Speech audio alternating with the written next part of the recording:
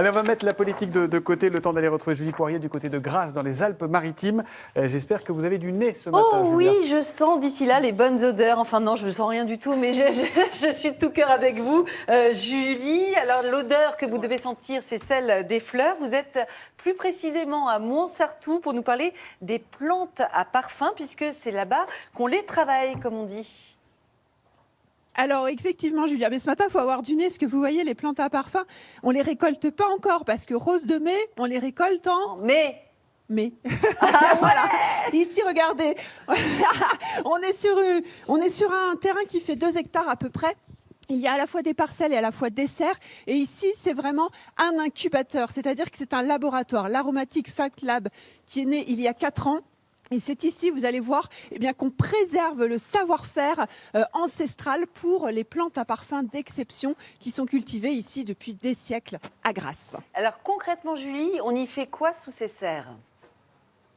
Qu'est-ce qu'on y fait sous ces serres? Eh bien, on bosse, n'est-ce pas, Carole? Oui, bien sûr, c'est un site qui a été créé pour les producteurs, par les producteurs, pour garder ce savoir-faire, pour faire de l'expérimentation, de la recherche et développement, du greffage et typiquement Pays de Grasse, c'est-à-dire pour les producteurs en bio et évidemment dans un souci de préservation de l'environnement. Exactement, Geneviève, ça a été labellisé manufacture de proximité, c'est ça? Absolument, ça a été labellisé très récemment en décembre par l'État. On a fait partie des 20 premières manufactures de proximité. L'objectif, c'est la reconstruction d'une filière d'excellence, la maîtrise des savoir-faire et puis bien entendu l'impact qu'on peut avoir sur le territoire. Exactement. Et juste, c'est vraiment, on a l'appui de tous sur ce territoire. Ouais, des appuis des locaux en tout cas. Allez, on va regarder, on va vous montrer quand même ce qui s'y passe. On est avec Christelle. Christelle, on travaille quoi là? C'est le jasmin. Tout à fait, c'est le jasmin.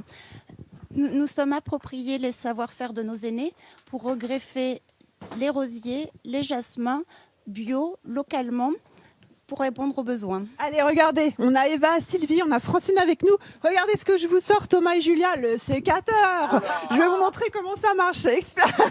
Expliquez-nous, Francine, un petit peu. Et dites-moi ce que je dois faire. Je vous donne le micro. Alors voilà, ici les jeunes filles ont cueilli hier des tiges de jasmin officinal sur le champ et on va les préparer pour faire des boutures. Donc en fait une bouture doit avoir entre 20 et 25 cm de longueur.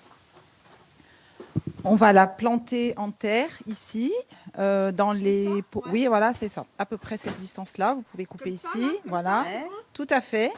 Voilà. Et donc, votre bouture va être plantée. Et quand elle sera enracinée et prête à être greffée, on viendra insérer sur la partie supérieure une tige de jasmin grandiflorum. Ici, vous avez 4 plants qui ont été greffés il y a quelques mois, qu'on va pouvoir mettre au champ bientôt pour produire de nouvelles fleurs. Et ben voilà, regardez, grâce à moi, le jasmin officinal sera dans votre futur parfum. Julia et Thomas, je sais qu'on n'a plus beaucoup de temps, on va juste dire un petit mot avec Carole. Regardez, derrière nous, c'est vraiment la maternité. La filière a été sauvée. Début des années 2000, c'était la cata. 10 producteurs à peine. Absolument, grâce au travail de l'association Fleurs d'Exception du Pays de Grasse, nous avons réussi à recréer une communauté de producteurs.